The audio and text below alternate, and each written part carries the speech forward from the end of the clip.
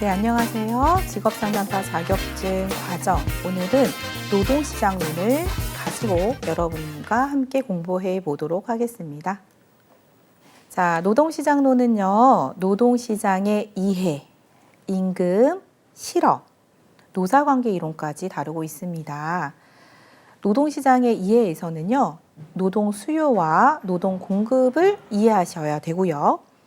임금에서는 임금의 종류와 임금 결정 과정 이론들이 있습니다. 이 부분들을 또 공부하실 겁니다. 실업은 실업의 종류와 실업 대책에 대한 부분, 그리고 노사관계 이론에서는 파업의 종류와 특성들에 대한 부분까지 다 다루실 예정입니다. 노동 수요의 특징. 자, 노동 수요는 유랑적 개념이라고 합니다. 유량이라고 하는 것은요, 일정 기간 동안 기업에서 고용하고자 하는 노동의 양을 의미합니다. 자, 기간을 통해서 기업에서 고용하고자 하는, 다시 말하면 사전적 개념이죠. 이 부분들은 유량의 개념에 속하고요. 예를 들자면 저희가 수입, 수출, 국민 소득을 계산할 때 이런 유량적 개념을 도입하고 있습니다.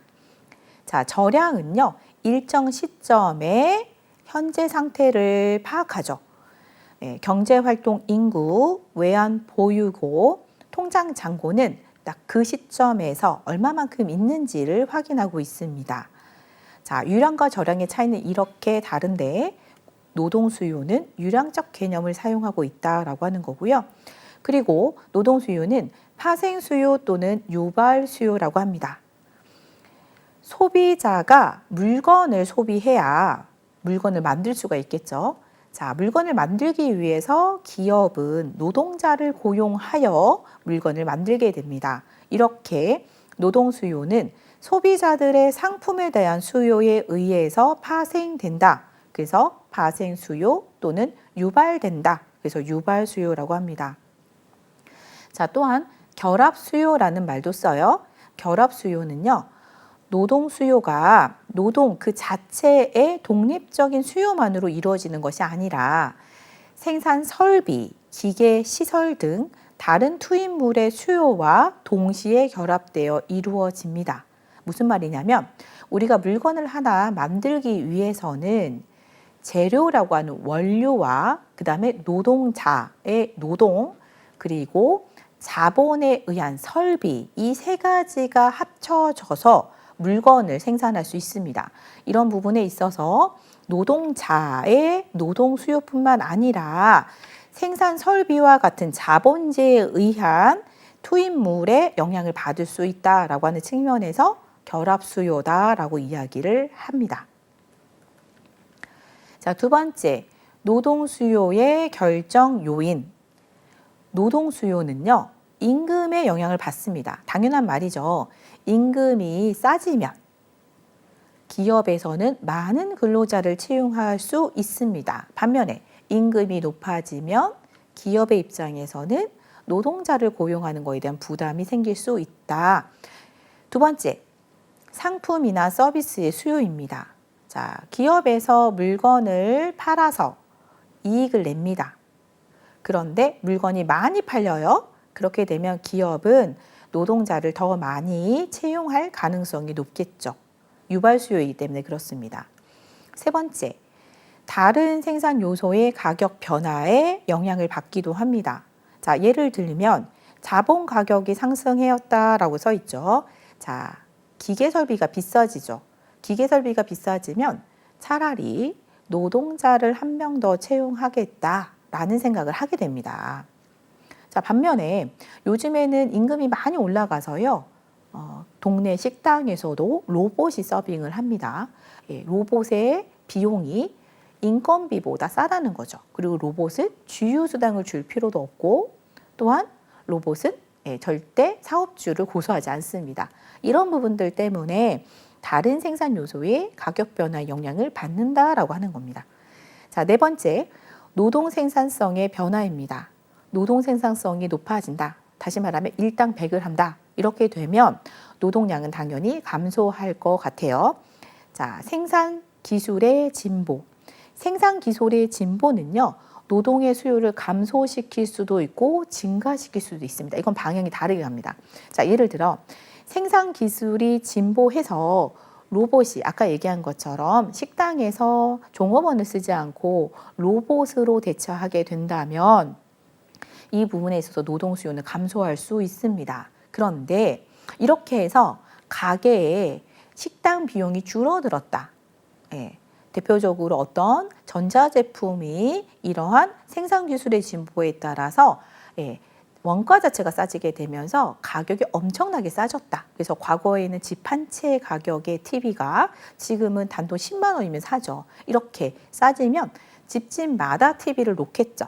이걸로 인해서 생산량이 증가할 것이고 생산량이 증가하다 보니까 유발 수요인 노동 수요를 더 많이 하겠다라고 하는 측면도 있습니다. 규모의 경제를 말하는 거죠. 자, 이렇게 늘어날 수도 있고 줄어들 수도 있습니다.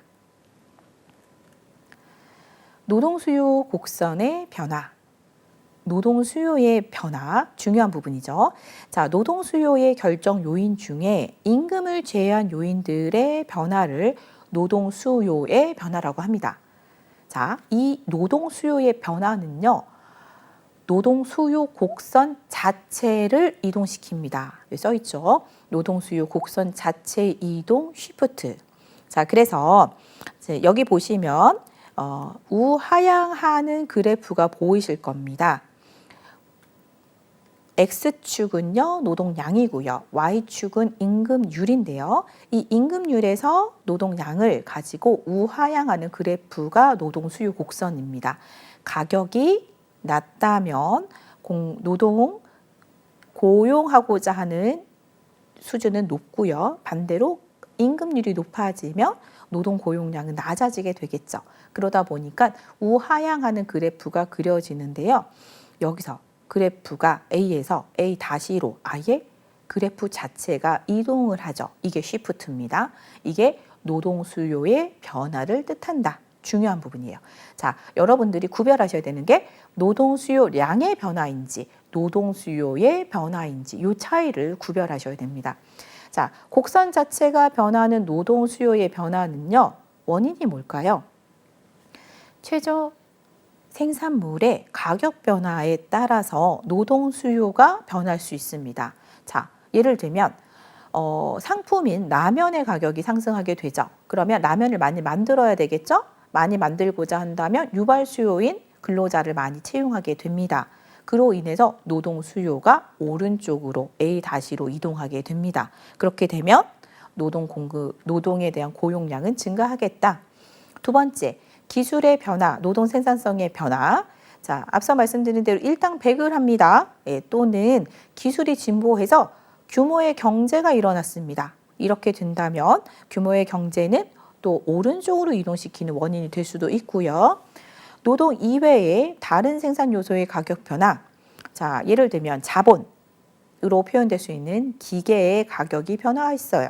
기계가 많이 싸진 거죠. 쉽게 얘기하면 임금은 그대로였는데요. 로봇이 이제 100만 원이면 살 수 있는 거예요. 서빙한 로봇을. 그러면 월급을 100만 원 주시겠습니까? 로봇을 사시겠습니까? 당연히 로봇을 사겠죠. 키오스크도 많이 대두된 이유도 그거고요.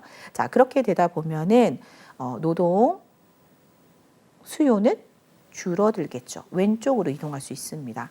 이렇게 이외의 가격 변화도 노동 수요의 곡선에 영향을 미칠 수 있고요. 생산 요소의 관계에 따라서 노동 수요의 변화가 일어날 수 있다. 자, 생산 요소와 노동 수요가 보완제의 관계냐, 대체제의 관계냐에 따라서 달라질 수 있습니다. 자, 보완제와 대체제에 대한 부분들을 이해하시고자 제가 추가적으로 설명을 드리면 보완제라고 하는 거는 이걸 소비했었을 때 같이 소비가 늘어나는 거. 대표적으로 커피와 설탕, 물론 이제 요즘에 설탕 없이 드시는 분도 있지만 보통 커피와 커피메이트 뭐 이렇게 해서 과거에는 맥심 커피처럼 커피를 먹으면 커피메이트랑 설탕을 같이 먹었죠. 그래서 커피 2스푼, 뭐 설탕 3스푼, 프리마 3스푼 이런 식으로 했잖아요. 자, 그래서 커피와 커피메이트 또는 커피와 설탕의 소비가 같이 증가하게 된다. 또는 바늘과 실, 이거는 이제 100% 보완제죠. 바늘만 사거나 실만 사시는 분 없잖아요. 바늘과 실을 같이 사시죠. 이렇게 하나를 샀을 때 다른 하나의 소비가 늘어난다. 이게 보완제고요. 대체제는 대체하다. 이게 늘어나면 그 반대의 다른 상품의 소비는 감소합니다. 자, 버터와 마가린 볼까요?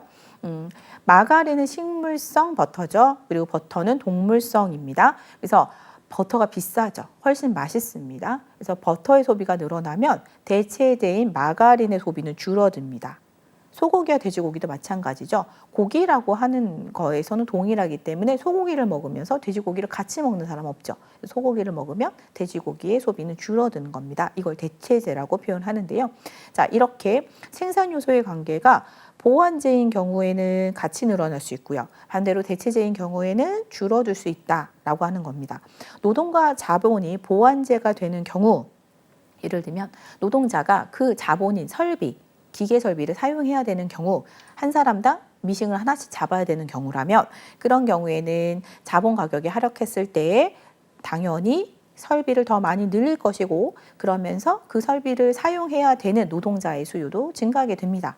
근데 반면에 설비가 대체제가 되는 경우, 자, 예를 들면 자동 미싱기인 거죠. 사람이 필요 없는 자동 미싱기라면 이거 같은 경우에는 자본의 가격이 하락해서 자동 미싱기가 가격이 떨어지게 되면 그걸 더 많이 사게 되고 그로 인해서 대체제가 되는 노동 수요는 감소할 수 있습니다. 그래서 보완제가 되느냐 대체제가 되느냐에 따라서 노동 수요가 달라질 수 있다라고 하는 부분들 이해해 주시고요.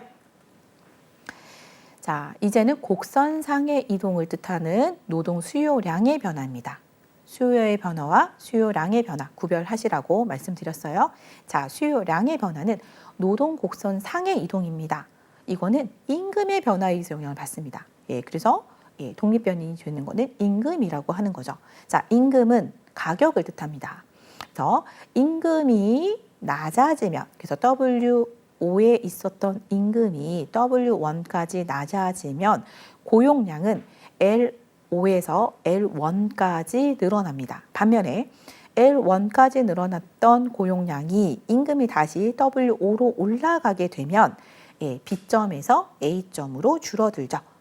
이것은 곡선상에서 이동하고 있습니다. 그래서 곡선 자체의 이동이 아니라 임금의 변화는 곡선상 이동을 뜻하고 이것은 수요량의 변화를 말한다. 자, 이렇게 해서 노동 수요와 관련되어 있는 부분은 수요의 변화인지 수요량의 변화인지 이 부분들을 구별하시고 확인하시는 문제들이 출제되고 있습니다. 기업의 이윤 극대화 노동 수요 산출 공식을 볼게요. 자, 노동의 평균 생산량, 그래서 평균, average product labor라고 표현하는데요. 이 평균 생산량은요, 노동을 얼마만큼 투입했냐에다가 총 생산을 나누시면 됩니다. 다시 말하면 5명이 일을 하고 있는데요. 총 생산을 15개를 만들었습니다. 그럼 평균 얼마가 될까요? 3개가 되겠죠. 자, 근데 한계 생산량이라는 거 있어요. 한계 생산량은 뭐냐면 마지널 프로덕트예요. 그래서 노동을 한 사람 더 추가할 때마다 늘어나는 노동의 투입량입니다. 자, 5명이 15개를 만들어서 평균 3개씩 만들었는데요. 첫 번째 사람이 사실은 6개를 만들었어요. 두 번째 사람은 4개를 만들어요.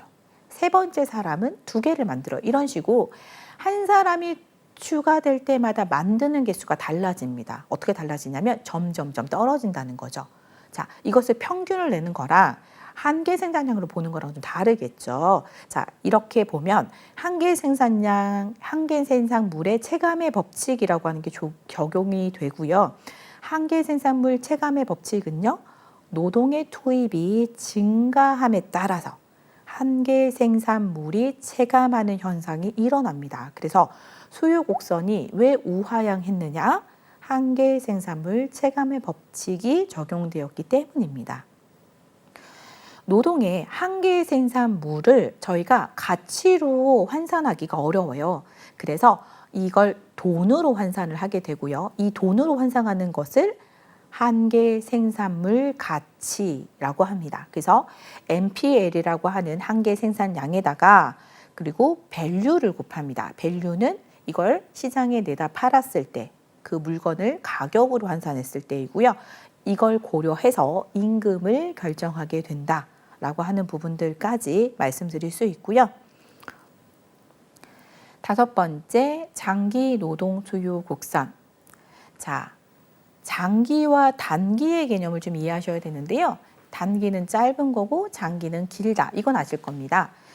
그런데 노동수요 곡선에서 단기와 장기의 의미는 좀 다른데요. 단기는 고정 생산 요소가 존재하는 짧은 기간으로 산업마다 다르다라고 이야기를 하고 있어요. 자, 예를 들면 반도체 사업이다, 자동차다 이러면은 그 단기의 기능에서 장기로 넘어가는 기능들이 꽤 깁니다. 반면에 소비재, 뭐 예를 들면 옷이다. 예. 이런 경우에는 저희가 또 특히 옷은 뭐 오늘 주문해서 일주일 이내에 나오게끔 하는 그런 방식들도 있죠. 패스트하게 지나갑니다. 이런 부분들을 고려하게 되면 짧게는 일주일이 될 수 있고 길게는 한 달이 될 수도 있습니다. 이런 부분들을 저희가 단기로 이야기를 합니다. 그러면 그 기준은 산업마다 달라질 수 있다라고 하는 건데요. 자, 단기는 진입과 퇴고가 불가능한 짧은 시간이다. 예. 그래서 노동의 가격이 확 올라버려도 임금이 올라버려도 자본으로 대체하기가 어려운 상황들을 저희가 단기라고 말합니다. 그런데 노동 가격이 올랐을 때 자본으로 대체가 가능한 기간, 이걸 저희가 장기라고 본다는 거죠. 그래서 이 장기와 단기는 산업마다 다를 수 있다. 예, 옷이라면 일주일에서 한 달이 그 기준이 될 것이고, 그리고 자동차다 또는 중공업에서 배다 이런 경우에 선박이다 이런 경우에는 몇 년이 걸릴 수도 있습니다.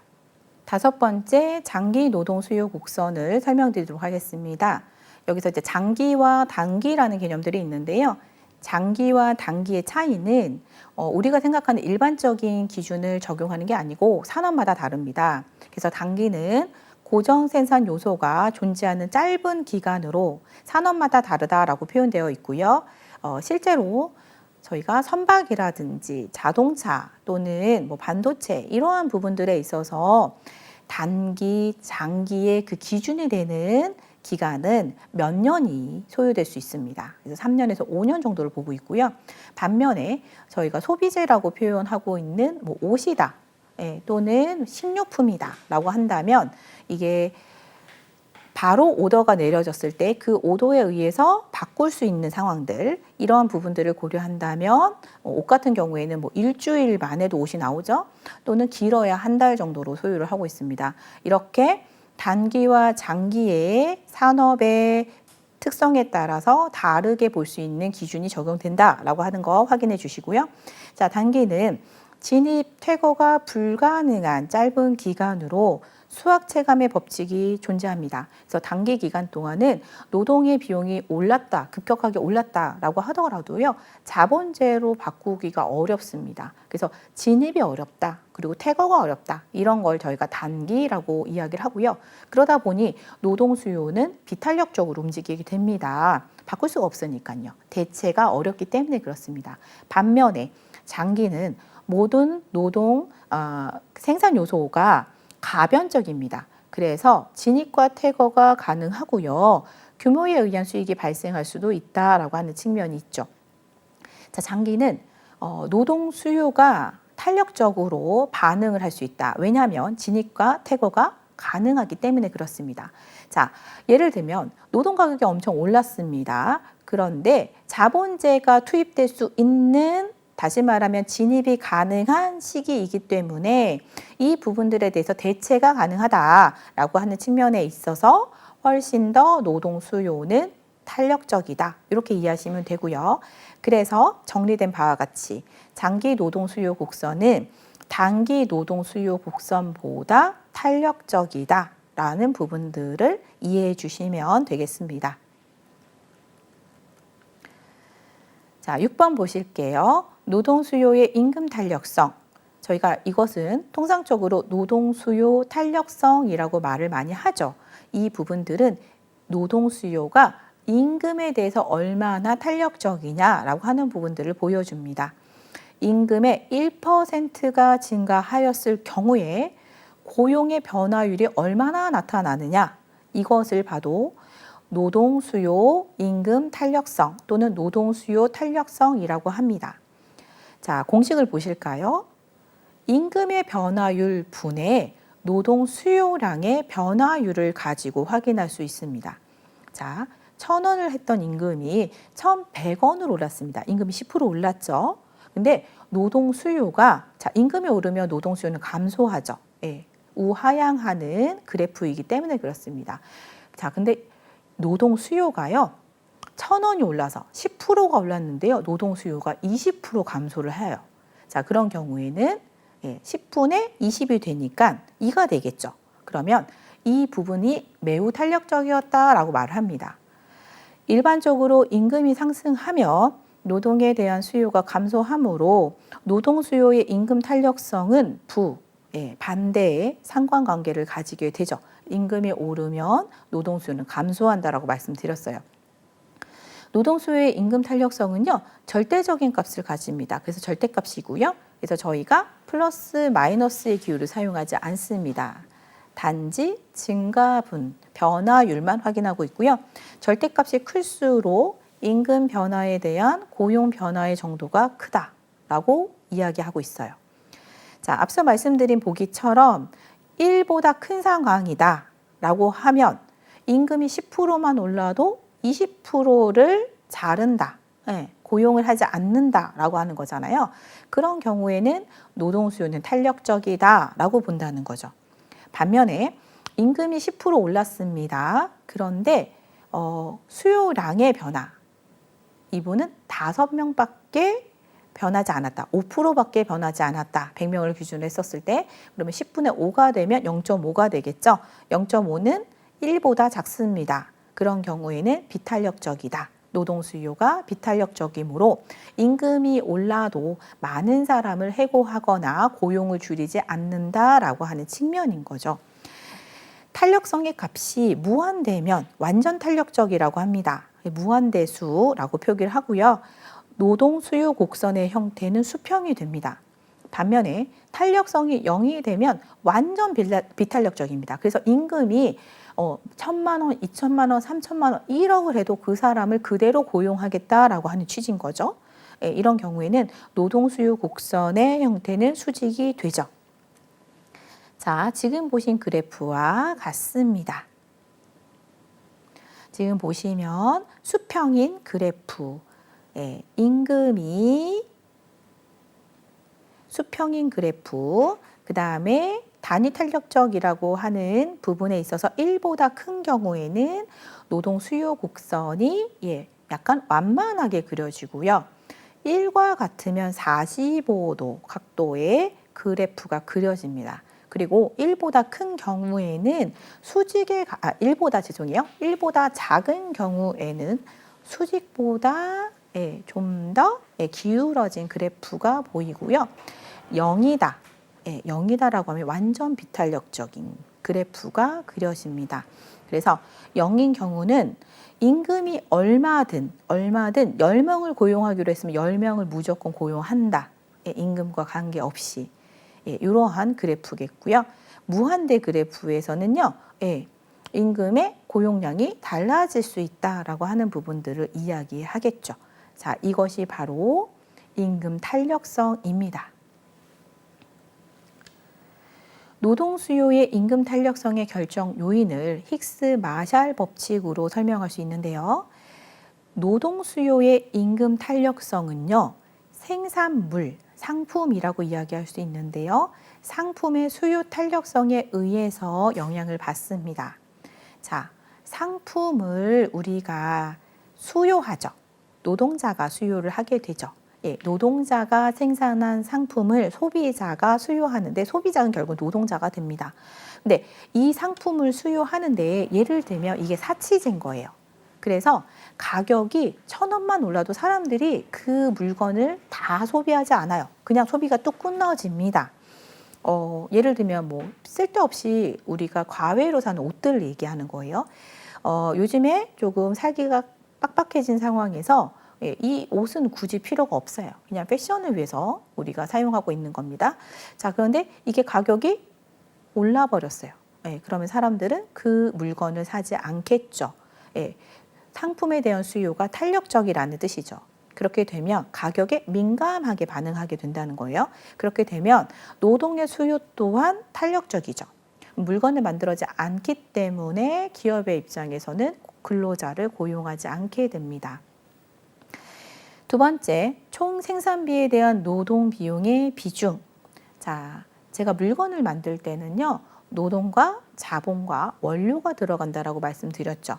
예, 그래서 노동 비중이 총 생산비에 차지하는 게 있는데 그 중에서 노동 비중이 되게 많이 차지하게 된다면 총 생산비에서 노동 비용이 증가하게 되면 이 물건을 만들어서 크게 이익이 안 남아요. 그렇게 되면 기업의 입장에서는 또 근로자를 채용하지 않을 수 있습니다. 왜냐하면 물건을 만들지 않기 때문에. 자, 세 번째, 노동의 대체 가능성입니다. 자, 임금이 상승했을 때 다른 생산 요소, 예를 들면 자본재, 설비겠죠. 기계 설비. 이것으로 대체 가능성이 크다면 예를 들어 저희가 기계화된 어떠한 설비를 통해서 사람을 굳이 고용하지 않아도 기계로 대체 가능하다면 이 부분에 있어서 노동의 수요 탄력성은 커질 수밖에 없고요. 노동 이외의 생산 요소의 공급 탄력성. 자, 노동 이외의 생산 요소 아까 말씀드린 자본이고 기계 설비겠죠. 이 기계 설비의 공급 탄력성이 크다. 이 말은 뭐냐면 임금이 올라가지고 내가 근로자를 이제 채용하지 않고 설비나 기계로 대체를 하려고 하는데 설비 기계를 오늘 주문하면 내일 나오는 거예요. 그러면 근로자를 채용하지 않을 가능성이 높겠죠. 예. 자, 이런 부분들이 고려되어서 노동 수요의 임금 탄력성이 결정된다. 그래서 노동 수요의 임금 탄력성의 결정 요인 1번 생산물 수요의 탄력성, 2번 총 생산비에 대한 노동 비용의 비중, 3번 노동의 대체 가능성, 4번 노동 이외의 생산 요소의 공급 탄력성. 이렇게 이제 네 가지를 보실 수 있습니다. 자, 노동 수요를 보셨으면 이번에 노동 공급을 보셔야 되겠죠. 노동 공급의 결정 요인입니다. 노동 공급을 하는 사람은 근로자, 노동자이죠. 우리 같은 사람입니다. 자, 근로자, 노동자, 당연히 인구, 생산 가능 인구의 크기에 노동 공급이 영향을 받습니다. 네, 그래서 인도라든지 중국이라고 하는 곳에서는 노동 공급이 많죠. 그래서 인건비도 싸다. 네, 일반적으로 알고 계실 거예요. 방글라데시도 마찬가지고요. 두 번째, 경제활동 참가율. 인구는 많은데 예를 들어 노동을 할 수 있는 사람들이 많지 않다. 노동에 참여하는 사람들이 많지 않다면 안 되겠죠. 그래서 경제활동을 참여하는 사람이 많을수록 노동 공급은 늘어나겠죠. 자, 그리고 노동력의 질, 다른 말로 인적 자본이라고 합니다. 교육 훈련을 통해서 쉽게 얘기하면 능력이 높은 사람들이 많을수록 일당 100을 할 확률이 있겠죠. 자, 그런 부분에 있어서 노동 공급은 증가합니다. 임금 지불 방식에 또 영향을 받기도 합니다. 성과급제 이런 부분이 있다면 우리가 노동을 공급하고자 하는 욕구가 더 많아지겠죠. 그런 부분들이 노동 공급을 늘릴 수 있다. 동기부여와 사기도 노동 공급에 영향을 미치는 요소가 될 것입니다. 자, 경제활동 참가율, 취업률, 실업률은요. 앞에서 저희가 직업정보론에서 설명을 드렸고요. 이 부분들을 표로 간단하게 정리를 했습니다.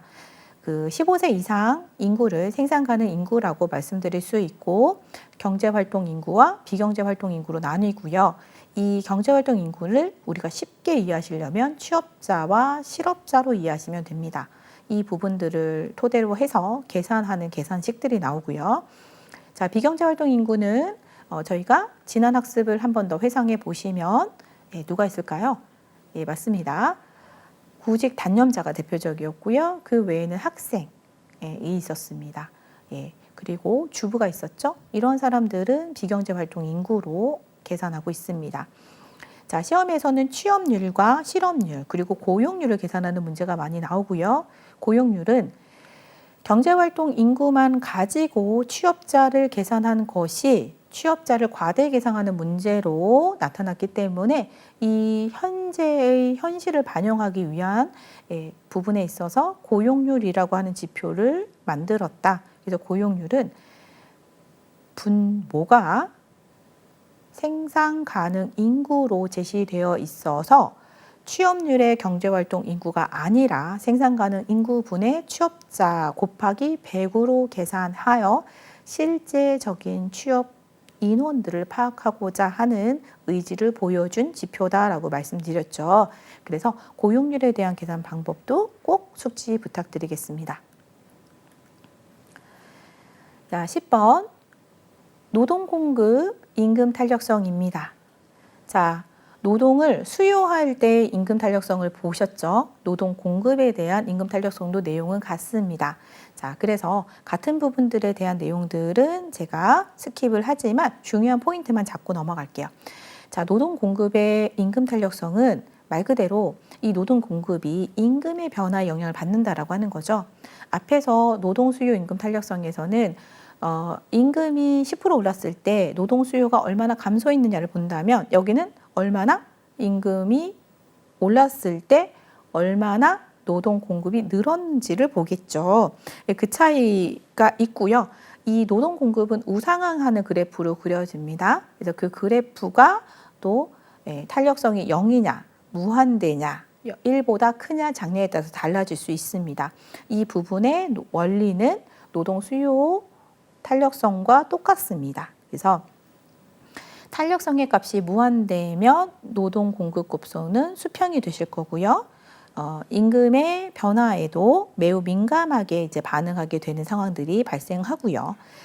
탄력성이 0이 되면 노동 공급은 수직이 됩니다. 그래서 임금의 변화에도 노동 공급에는 큰 변화가 없는 상태가 되겠죠. 이렇게 표현할 수 있습니다.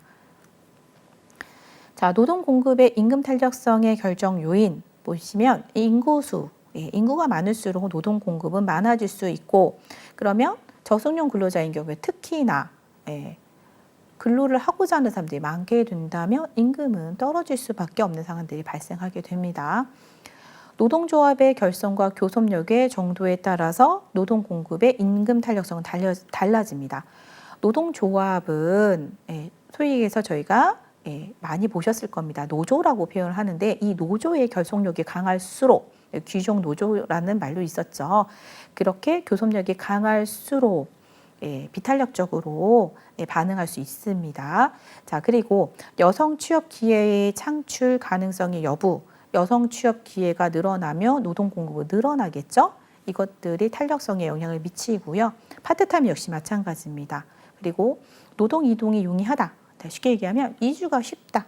그래서 거주지를 옮겨서 필요한 부분들의 노동 공급이 일어난다면 노동 공급의 임금 탄력성 역시 탄력적으로 바뀝니다. 산업구조의 변화, 이 부분에 있어서는요. 예를 들면 4차 산업혁명이 일어났습니다. 그러면 기존에 4차 산업혁명에서 적응하지 못했던 분들은 도태될 것이고 그로 인해서 임금의 탄력성에 대한 부분들은 비탄력적으로 바뀌겠지만 산업구조가 또 모든 사람들이 적응할 수 있는 상황의 산업구조의 변화라면 이 부분들은 또 탄력적으로 바뀔 수도 있고요. 유효 노동자의 수가 많을수록 노동에 대한 대기 인원이 많아지겠죠. 자, 그리고 임금, 기술 수준, 그리고 생산비, 기간 등에 따라서 노동 공급의 임금 탄력성의 결정 요인으로 작용될 수 있다. 알아두시면 되겠습니다.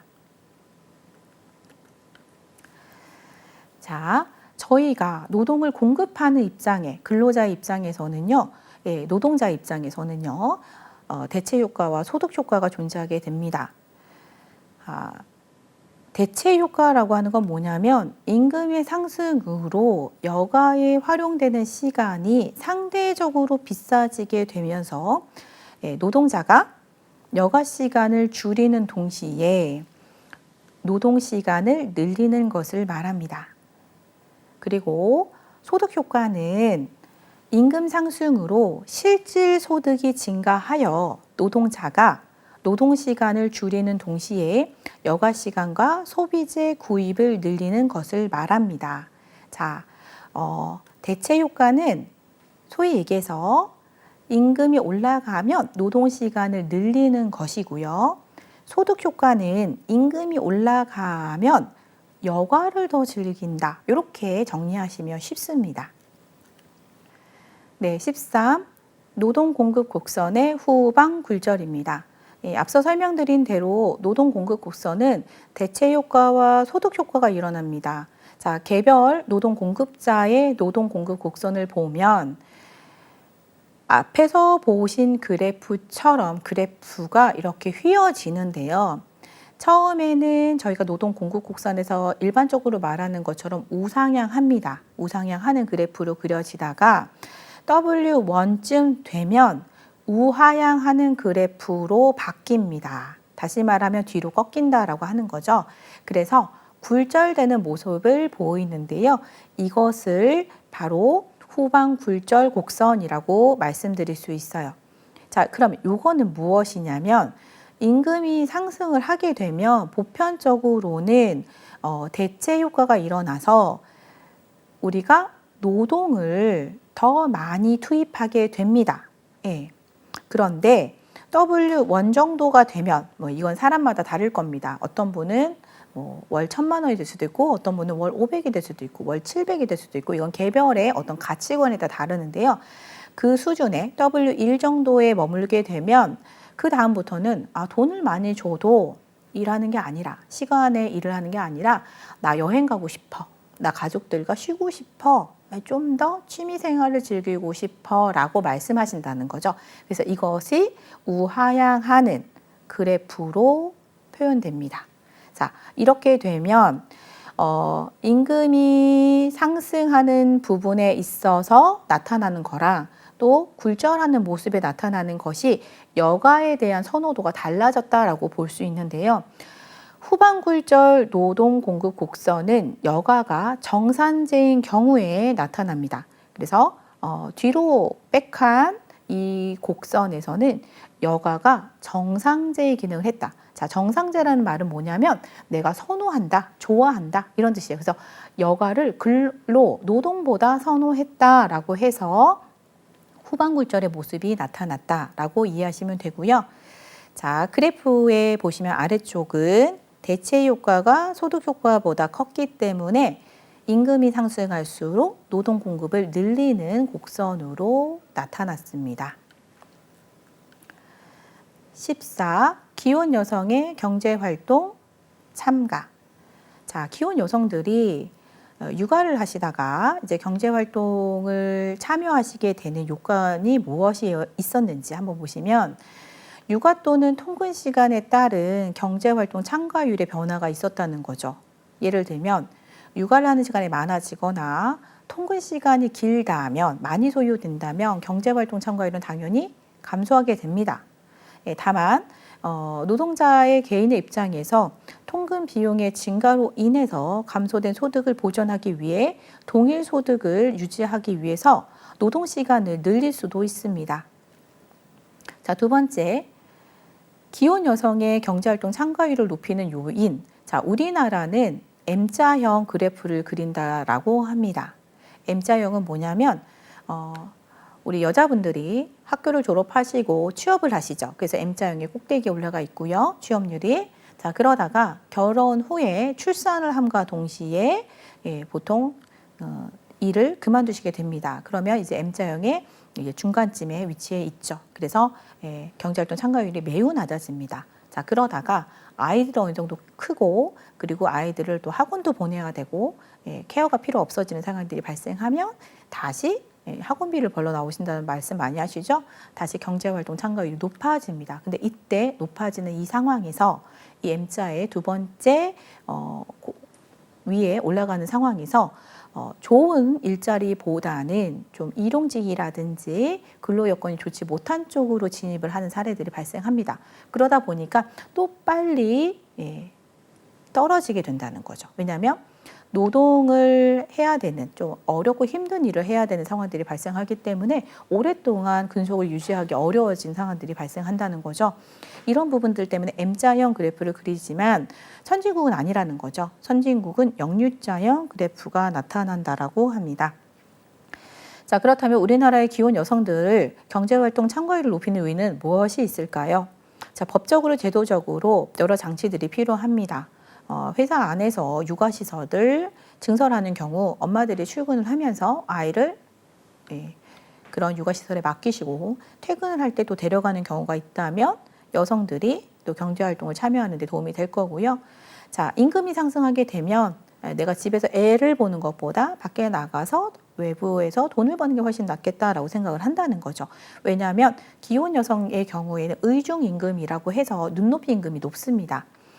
아이를 맡기고 또 뭐 예를 들면 학원을 몇 군데를 보내야 되고 그리고 내가 또 외부 활동을 하기 위해서 또 들어가는 여러 지출 비용들이 있죠. 이런 것들을 고려하여 임금에 대한 결정을 하고 있어요. 그래서 실제로 시장 임금이 낮다면 기혼 여성들은 그냥 내가 집에서 그냥 아이를 보는 게 낫겠다라고 생각을 하시는데요. 그런 것에 반해 임금이 높아지게 되면 아이를 맡기는 비용을 그걸 상쇄하고도 남게 된다는 거죠. 그런 의미에 있어서 시장 임금의 상승은 경제활동 참가율을 높이는 요인이 됩니다. 자, 그리고 배우자의 근로소득이 감소하는 경우에 이제 맞벌이를 해야 된다라는 요구를 받게 되고요. 그것 때문에 경제활동을 하는 경우가 많습니다. 자, 그리고 가계 생산 기술의 향상, 세탁기, 그 외에 저희가 식세기라고 하죠. 식기세척기 이런 부분들, 그다음에 로봇 청소기 이런 부분들이 있다면 가게에서 내가 노동을 해야 되는 부분들이 많이 최소화됩니다. 그래서 일하시는 분들은 이러한 생산 기술의 향상에 의해서 외부 활동을 하는 데 훨씬 더 에너지를 쏟으실 수 있고요. 고용시장의 유연화, 예를 들면 풀타임이 아니라 시간제 근로가 가능하다, 파트가 가능하다라고 한다면 이런 부분들로 다시 일자리를 찾는 경우가 훨씬 더 유연해지겠죠. 그리고 여성의 높은 교육 수준은 내가 자아 실현을 위해서 그리고 내가 배운 것에 대한 기회비용이 있겠죠. 비용, 시간, 모든 것이 다 기회비용입니다. 이런 부분들을 고려해서 다시 재취업을 하고자 하는 의지를 갖게 됩니다. 15. 노동 공급의 지역 간 이동에 대한 주요 이론들을 보실게요. 자, 토다로 모형과 루이스 모형이 있는데요. 이 부분들이 이제 의미하고 있는 부분만 이해하시면 됩니다. 토다로 모형은요, 도시의 공식 부분과 비공식 부분의 개념들을 도입해서 노동 공급의 지역 간 이동을 설명합니다. 농촌의 노동력이 사실 유효 인원으로 많이 남게 됩니다. 농번기를 제외한 기간 안에서는요, 사실은 크게 노동을 하지 않게 되죠. 그래서 그런 부분들 때문에 노동력이 많이 유효 상태로 남게 되고요.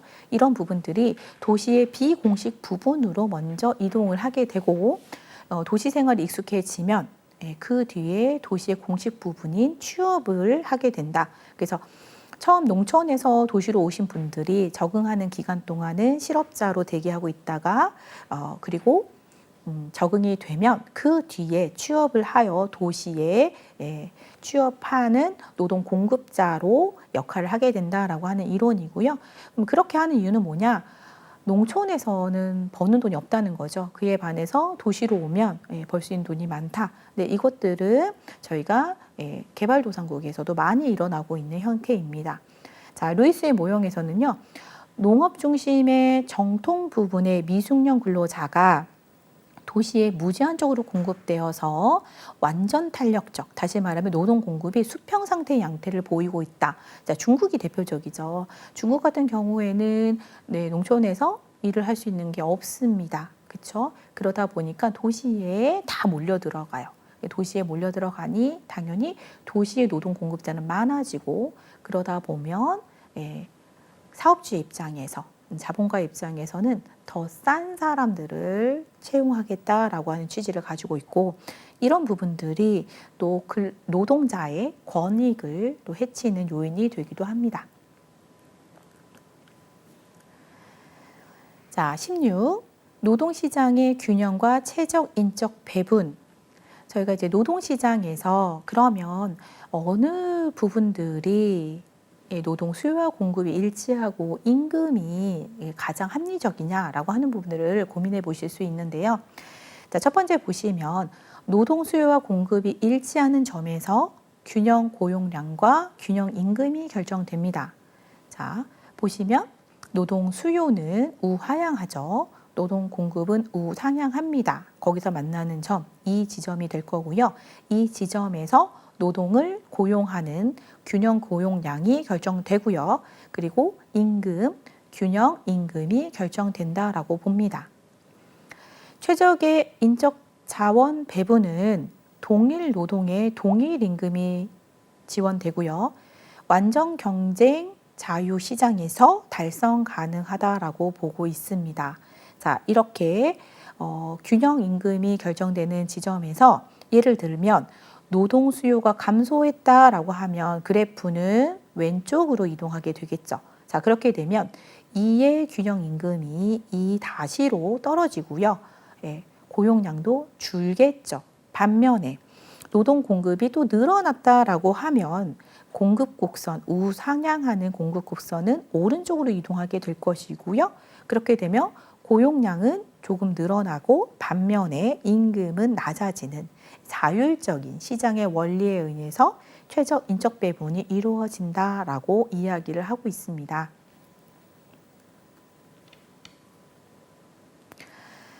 자, 노동시장에 있어서 그러면 기업은 어떻게 인적 자원들을 관리할까요? 이 부분들을 함께 보시도록 할게요.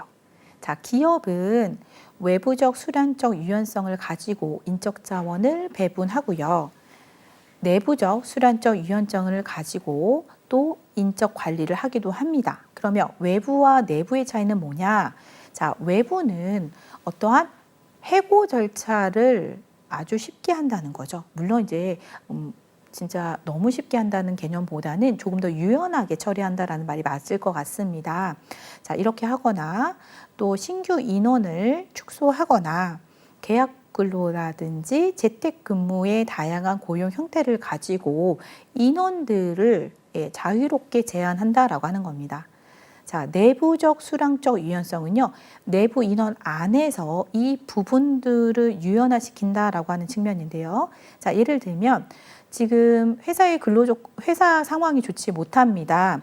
그런 상황에서 이제 해고를 하는 방향, 이거는 외부적 수량적 유연성입니다. 근데 해고를 하지 않고 어떻게 하냐면 일자리를 나눠 가질 수 있다는 거죠. 그래서 8시간씩 일하는 게 아니라 4시간씩 일하자. 이런 것들이 바로 내부적 수량적 유연성입니다. 또 반대로 회사가 좀 좋아져가지고 매출이 많이 일어나서 이 부분들에 대해서 저희가 더 많이 채용을 해야 된다라고 가정을 했었을 때 외부에서 채용을 하는 경우도 있겠지만 내부에서 변형 근로 이런 부분들을 통해서 좀 일 시간을 좀 더 늘리는 경우도 있겠죠. 이런 식으로도 적용해 볼 수 있고요. 작업의 외부화가 있습니다. 작업의 외부화는요. 쉽게 얘기하면 외주를 준다, 파견 근로를 쓴다 이런 겁니다.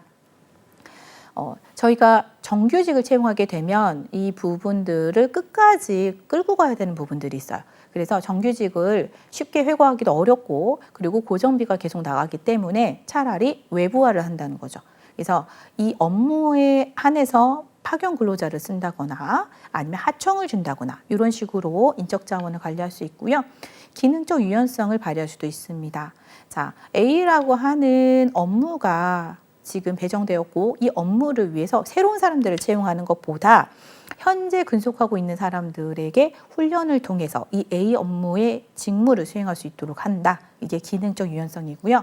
또 임금의 유연성도 있습니다. 임금 체계에서 성과급제들을 도입하여서 이 부분들에 적극적으로 업무 성과가 날 수 있도록 돕는 방식도 있겠죠. 자, 이렇게 기업의 인적자원 관리 정책을 통해서 노동시장에 유연하게 반응할 수도 있다라고 하는 측면을 설명드렸습니다. 자, 그리고 인적자원 이론을 설명드릴게요. 최근에 우리가 많이 접하고 있는 이론 중에 하나가 인적자원 이론인데요. 이 인적자원 이론 중에서 인적자본 이론이 있습니다. 자, 인적자본 이론은요. 인적자본과 그리고 노동 생산력 사이에는 정적 상관관계가 있다라고 하는 이론입니다. 노동의 질적 요인을 강조하는 것으로 노동자들 간에 서로 다른 생산성을 나타내는 이유는 바로 인적 자본의 차이가 있기 때문이다라고 말하고 있어요. 그래서 인적 자본의 차이는 정규 교육, 학교 교육, 현장 훈련, 이주 또는 노동의 이동, 건강, 정보 등에 따라 달라진다라고 말을 하죠. 자, 쉽게 이해하시면 저희가 MBA를 했다. 그러면 MBA가 인적 자본의 투자 범위가 되고요. 이 MBA를 한 결과 나는 노동 생산성이 높아진다라고 보고 있기 때문에 높은 임금을 받을 수 있고 오랫동안 장기 근속할 수 있다라고 하는 이론입니다. 장기 근속자일 경우에일수록 저희가 기업 특수적인 인적 자본난이 많아지고요. 해고될 확률이 낮아지게 됩니다. 사직률과 고용률은요. 경기 변동에 따라서 상반되고요. 기업 특수적 자본과 인적 자본과 반대, 부의 상관관계를 가질 수 있습니다. 자, 이렇게 분당 노동 시장의 다양한 종류들을 제가 설명드렸고요. 다음 시간에는 분당 노동 시장이 일어나게 된 어떤 이유라든지 그 특징들에 대해서 또 설명드리도록 하겠습니다. 오늘 1시간 동안 함께 해주셔서 감사합니다.